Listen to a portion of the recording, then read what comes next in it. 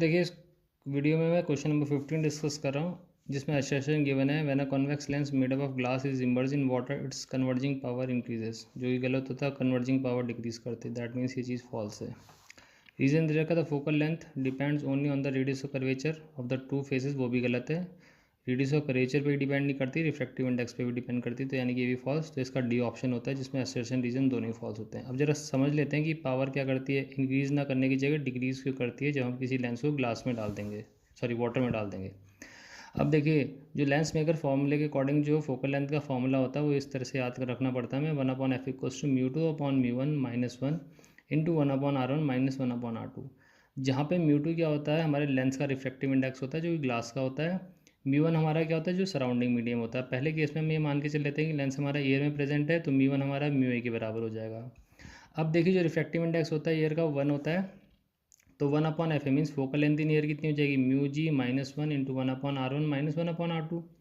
अब देखिए, जो फोकल लेंथ का इन्वर्स होता है, जो रेसिप्रोकल होता है, उसी चीज़ को हम पावर डिफाइन करते हैं, तो पावर इन ईयर कितनी आ जाएगी, μg -1 into 1/r1 into 1/r2 -1/r2। अब इसी तरीके से हम क्या कर लेंगे, लेंस को किस में डाल लेंगे, वाटर में डाल देंगे, तो वाटर में जो फोकल लेंथ का फॉर्मूला हो जाएगा वो हो जाएगा 1/fw। वो कितना हो जाएगा, ये हो जाएगा μg/μw, क्योंकि अब जो सराउंडिंग मीडियम हो जाएगा वो वाटर हो जाएगा।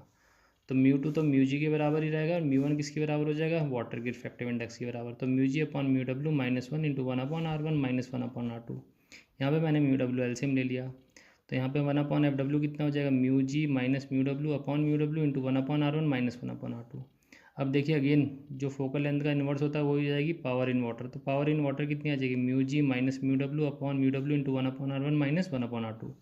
फिर हम क्या करते हैं, इक्वेशन 2 को इक्वेशन 1 से डिवाइड कर देंगे, तो देखिए 1/r1 -1/r2 क्या हो जाएगा, कैंसिल आउट हो जाएगा, जो कि मैंने स्टेप में करके दिखा रखा है। तो power in water upon power in air कितना आ जाएगा, μg -μw/μw इंटू μg -1।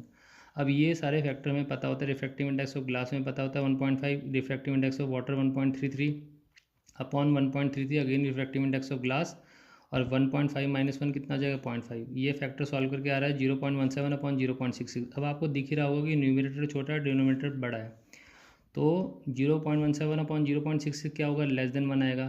तो ये जब चीज़ लेस देन 1 है, यानी कि focal length in water upon focal length in year भी क्या हो जाएगी, लेस देन 1 आ जाएगी। तो यहाँ से साफ दिख रहा है कि जो फोकल लेंथ इन वाटर है वो फोकल लेंथ इन ईयर से क्या है, कम है। मीन्स वाटर में डाल के जो कन्वर्जिंग पावर है वो क्या करेगी, डिक्रीज़ करेगी इंक्रीज़ करने की जगह। तो इसी वजह से फर्स्ट स्टेटमेंट हमारा क्या था, एब्सोल्युटली फॉल्स है।